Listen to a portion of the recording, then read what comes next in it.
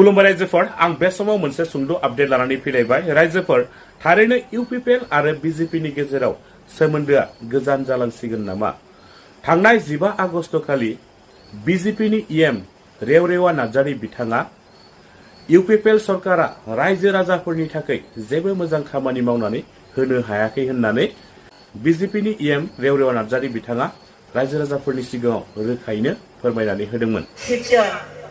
खामानि मावै मावै जोंनि पार्टिफोरखौ डिसलिगार खालामदों। दिनैहाय जोंनि इएमफोरनो बिजेपिनि इएम एमसिएलएफोरनो स्किम होआ जेबो होआ। अयदास गावसिनि इउपिपिएलनि जेसेबां प्राइमारियानो होन ब्लक कमिटियानो बिसोर स्किम हरै हरै खामानि मावदों।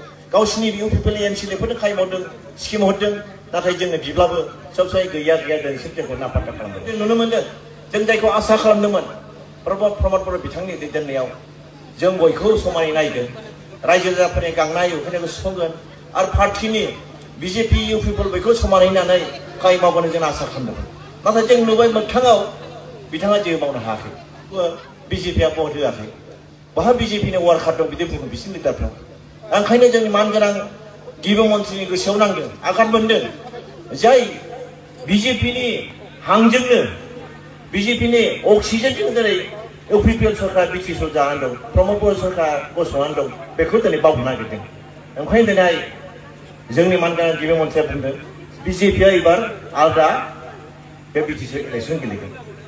दा बिथांनि बुंनायखौ लानानै बिटिआरनि सिएम मानगोनां प्रमद बर' बिथाङा बे समाव खौरांगिरिनि सिगाङाव मा बिबुंथि होदों बिथांनि सुंद' बिबुंथि होनाय भिडिअ क्लिप्सखौ नोंथांमोना जोबजासिम नायनानै लाग्रो बिनि उनावसो नोंथांमोना गाव गावनि कमेन्टफोरखौ होलायब्लानो जाबाय। आङो रेवरेवा नार्जारी बिथांखौ आङो मान होयो। बिथाङा गोबां बोसोर सिगांनिफ्राय जोंनिख्रुइ जोबोद सिनियर एबसुआव खामानि मावदों आरो काउन्सिलावबो बिथाङा आगोलबो इएम जादों आरो सासे रेसपन्सिबल सुबुं आरो बिदा हिसाबै आं बिथांखौ रेसपेक्ट खालामो।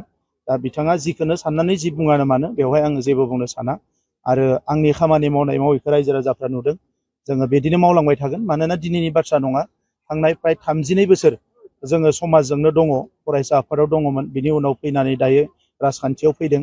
दा बेवहाय बबेबा मोनसे समाव बबेबा मोनसे आगानाव हारिया खहा जानाय समाजा खहा जानाय खामानिखौ जों मावाखै मावनोबो हानाय नङा। राजखान्थिया जोंनि थाखाय गिदिर नङा हारि आरो समाजनिख्रुइ राजखान्थिया मालाबाबो गिदिर जानो हाया। दा नंखायनो बिथांनि बुंनाया बिथांनि गावनि साननाय आंहा बेवहाय बुंनांगौ गैया नाथाय बिथांखौ आं आगोलावबो बिदा हिसाबै रेसपेक्ट खालामो मानोना जोंनि हारिनि थाखाय हारिनि मावग्रा साफ्रोमबो सुबुंखौ जोङो रेसपेक्ट खालामो आरो दिनैबो खालामगोन इयुनावबो खालामगोन। बिथाङा आंनि सायाव मायबा गाज्रि साननाय दङ बिथाङा बुंदों बे बिथांनि